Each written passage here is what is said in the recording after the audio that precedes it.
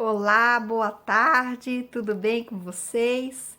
Para quem não me conhece, eu sou Thaisa e eu estou gravando alguns vídeos para os meus amigos mais chegados e para você que está ouvindo esse vídeo agora, com muito carinho, com muito amor, onde a gente faz algumas reflexões relacionadas aos ensinamentos do Mestre Jesus contido na Bíblia, independentemente da crença religiosa. E também algumas reflexões sobre coisas da vida, sobre psicologia, sobre física quântica, enfim. Uma gama de conhecimentos que a gente está trocando, aprendendo junto, crescendo junto e seguindo no caminho que leve até o amor, a bondade e a solidariedade, fazendo a nossa reforma íntima e nos aproximando mais do nosso Mestre Jesus. Bom, o conteúdo de hoje eu achei muito interessante porque ele se relaciona à questão do automatismo. Ou seja, você vai fazendo as coisas sem nem observar o que está fazendo. Você simplesmente vai dirigindo, quando você assusta, você está num lugar totalmente diferente daquele que você saiu de casa para ir. Ou você está andando e quando você observa, seu pensamento está longe, você está andando sem nem observar onde que está andando, se tem algum buraco no caminho, enfim. Você vai agindo de forma automática, sem prestar atenção e sem se concentrar naquilo que está fazendo. Em algumas situações, o automatismo é bom, mas na maioria delas não é. E hoje nós vamos ver o porquê. Quando nós somos criança, a gente está constantemente aprendendo coisas novas, não é isso? Tanto que, se a gente for observar, parece que quando nós éramos criança, o tempo demorava mais a passar, não é? Não parece que hoje o tempo voa e antigamente parece que demorava mais? Por quê? Os cientistas explicam que quando nós somos criança, nós estamos constantemente aprendendo coisas novas. Então, quando a gente vai para a escola, primeiro a gente aprende as cores, os números, né? O cérebro é estimulado de formas diferentes. Uma hora você tem aula de português, sai o professor de português, entra de matemática, sai de matemática, entra de física, química, biologia, artes, música. E aí você tá sempre aprendendo coisas novas e o seu cérebro tá ali, ó, criando várias sinapses, né, neurais. E aí o que acontece? À medida que a gente vai crescendo, a gente vai se enchendo de obrigações e, sem perceber, a gente começa a entrar em rotinas. Todo dia a gente acorda no mesmo horário, costumamos comer as mesmas coisas, conversar as mesmas conversas com as mesmas pessoas, ir para o mesmo local. Quando chega no restaurante, sempre pede aquele prato favorito, né? E a gente deixa de experimentar e de viver situações novas. Só que isso tem um preço grande. Quando a gente menos observa, o que acontece? O tempo passou. E a gente tem aquela sensação de que não viveu. E aí que a coisa pega. Então, o que a ciência nos explica? Que nós devemos continuar estimulando o nosso cérebro na maneira das nossas possibilidades. Então, por exemplo, eu tenho que ir todos os dias para o trabalho, não tem como eu modificar isso. É minha obrigação, é o meu pão de cada dia, é dali que eu tiro meu salário honesto. Mas o que eu posso variar nisso daí? Eu posso ir para o meu trabalho por caminhos diferentes.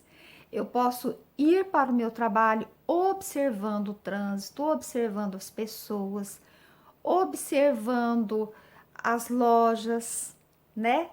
As árvores, as flores do caminho, o céu, o pôr do sol, o nascer do sol, não é verdade? Ao chegar no nosso trabalho, tem vários servidores, não é isso? Então a gente pode tirar 15 minutos. Um dia você conhece o pessoal mais aprofundadamente do setor financeiro, outro dia do administrativo, outro dia um colega da informática, outro dia da mulher da copa, outro dia o rapaz da cantina, outro dia o pessoal da portaria. Se aprofunde nas conversas, queira saber a vida deles, as dificuldades deles, os sonhos deles, as crenças deles, né? Tenta ajudar, ser útil, ouvir o problema do outro. É isso aí. Você pensa que está fazendo bem ao outro, mas você está fazendo bem a você. Porque o teu cérebro está trabalhando, está evoluindo. É isso mesmo. Ao ir no restaurante, não peça sempre o mesmo prato. Experimente coisas saudáveis e variadas. Se você gosta de frango, peça peixe, peça carne. Experimente coisas com sal, experimente coisas doces, sempre com moderação. Mas permita que o seu paladar experimente o doce, o azedo, o salgado. Quanto mais você estimular o seu cérebro, menos possibilidade você vai ter de, no futuro, desenvolver doenças psíquicas, como Alzheimer, esquecimentos, enfim, várias doenças que são criadas pelo comodismo do cérebro. Assim como a gente exercita o corpo físico, estimulando o nosso organismo de formas diferentes, não é verdade? Quando a gente está na academia, eles sempre falam isso. Um dia é aeróbico, outro dia é com peso, outro dia diminui peso, aumenta a repetição, outro dia aumenta o peso e diminui a repetição, não é isso? Para estimular os músculos de formas diferentes. O cérebro é a mesma coisa. Ele precisa ser estimulado da maior variedade possível. Inclusive, tem até alguns exercícios que a gente considera bobinhos, mas que são interessantes. Por exemplo, se você faz tudo com a mão direita, experimenta utilizar a sua mão esquerda. Pentear o cabelo com a mão esquerda, tomar banho com a mão esquerda, escovar dente com a mão esquerda, fazer caligrafia com a mão esquerda. Mesmo que saia tudo garranchado, que não seja bem feito, nem que você escove o dente depois com a mão direita novamente, mas o fato de você estimular o outro lado do seu cérebro que não é utilizado vai ser bom para o teu cérebro. Agora, a questão do pensamento. Nós já vimos no vídeo anterior, ressignificando o passado. Quem não assistiu, eu indico, porque eu achei um vídeo muito interessante, o pessoal tem gostado muito, tem elogiado bastante.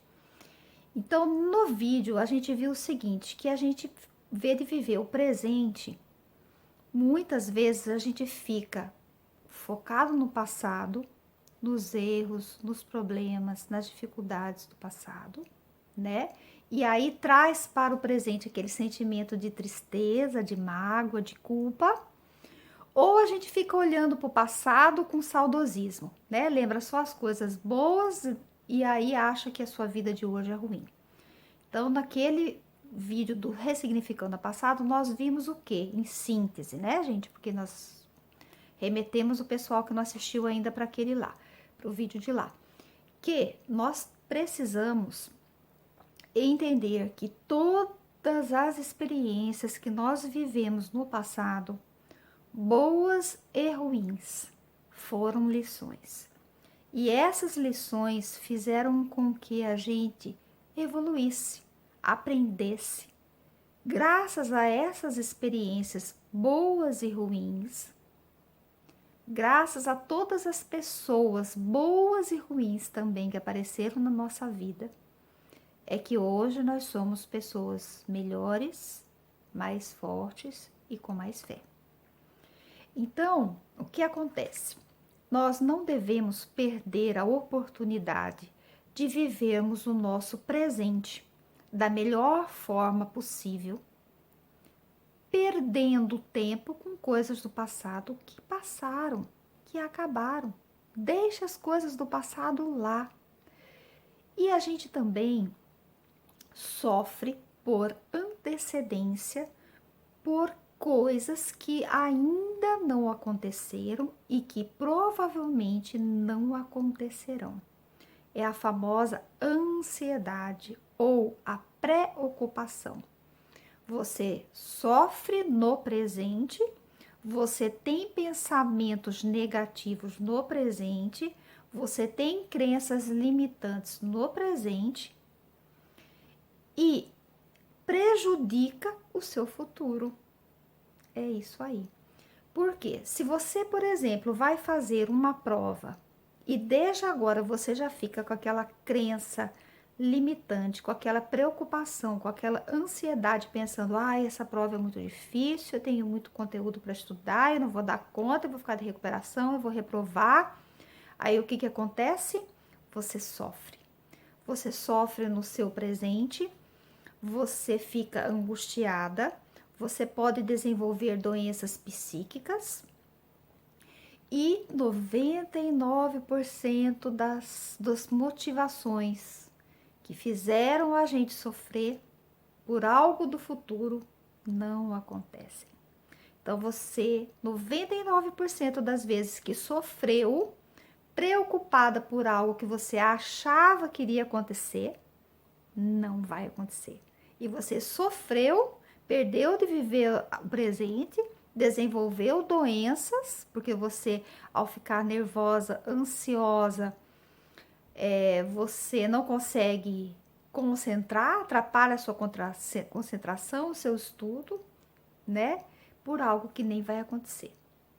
Ou pior, às vezes você até faz acontecer, porque você, dependendo do grau de ansiedade, pode ficar tão preocupada que não consegue nem se concentrar no estudo de agora. E aí, consequentemente, a prova que você achava que iria mal, você realmente vai mal. Entendeu? Não porque era tão difícil ou porque você não era capaz, mas simplesmente porque você não consegue controlar as suas emoções. Então, nós precisamos trabalhar os nossos pensamentos no presente, com gratidão e entendendo que a vida tem altos e baixos, vão ter erros e acertos, e que cabe a nós simplesmente fazermos o melhor que a gente pode fazer, o que está ao nosso alcance. Então a gente faz a nossa parte e deixa que depois venham as consequências. Mas cumprindo com o que a nossa consciência estabelece, da melhor forma possível, e deixando que o destino assuma o seu papel e que a colheita venha conforme a plantação. E agora, em relação ao futuro, a gente não deve ficar focado nas coisas ruins, para que não atrapalhe a gente de viver o nosso presente. Mas em relação às coisas boas, em relação aos sonhos, o fato de você pensar positivo e agir no presente vão movimentar o universo para que aquilo que você almeja seja seu, desde que você tenha merecimento. Então, vamos dar um exemplo.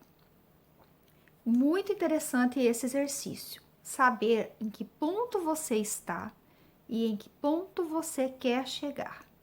Por exemplo, eu, Thaís, estou com 66 quilos.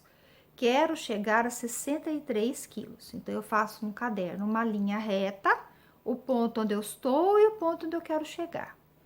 E à medida que eu for agindo em direção ao meu sonho, eu vou andando na minha linha para eu saber o quanto eu já progredi. Então, nesse exemplo concreto. Se eu estou com 66 quilos e quero chegar a 60, então se eu vou numa nutróloga, eu já ando um pouquinho, porque eu já andei, já me movimentei no sentido do meu sonho. Aí depois eu vou e me matriculo numa academia. Andei mais um pouquinho. Aí depois eu compro os alimentos necessários para a minha dieta, minha reeducação alimentar. Ando mais um pouquinho, porque cada vez eu tô aproximando mais do meu objetivo. Aí eu começo a fazer os meus exercícios, eu começo a fazer a minha dieta, eu me empenho e começo a perder os meus quilinhos. E aí eu vou andando, até chegar ao meu objetivo. Ou seja, eu transformei o meu sonho em meta. Eu estabeleci um período para que eu pudesse realizar aquele meu objetivo. Agora, a sugestão. Se tiver metas muito longas ou muito difíceis, a tendência é a gente desanimar no meio do caminho. Então, a sugestão que os psicólogos dão e os cientistas é que a gente vá dividindo essas metas em etapas. Então, a primeira etapa, a gente perde 3 quilos, faz de conta que eu tenho uma obesidade mórbida, por exemplo. Então, eu primeiro tenho a meta, a pequena, a médio prazo e a longo prazo. Então, primeiro eu vou seguindo a pequena. De 3 em 3 quilos eu vou seguindo a minha meta. Aí depois eu aumento até chegar ao meu objetivo, certo? Então, gente, o que eu quis passar para vocês nesse vídeo, em resumo, é o seguinte: a vida passa muito rápido mesmo, porque a gente se mete em correria, se enche de obrigações e muitas vezes deixa de valorizar os pequenos momentos e deixa de experimentar coisas novas, novos conhecimentos.